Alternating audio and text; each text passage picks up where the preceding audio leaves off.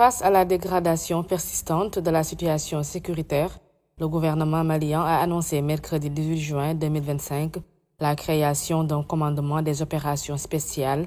Ce nouvel organe centralisé vise à mieux coordonner les unités d'élite engagées dans la lutte contre les groupes armés actifs dans le pays.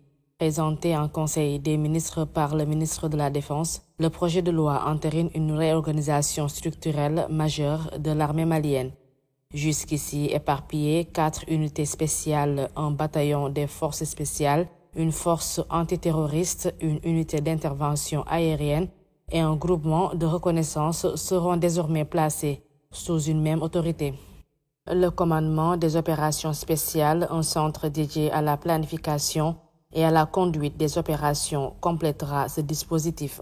Elle intervient dans un contexte particulièrement tendu. Début juin, plusieurs attaques meurtrières ont frappé le nord et le centre du Mali. Selon le Global Terrorism Index 2025, plus de 50% des décès liés au terrorisme dans le monde ont été enregistrés au Sahel en 2024.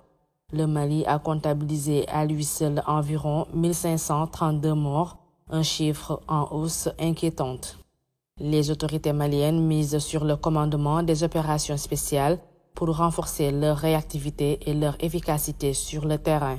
Toutefois, des incertitudes demeurent sur les moyens humains et matériels qui seront alloués à ce nouveau commandement.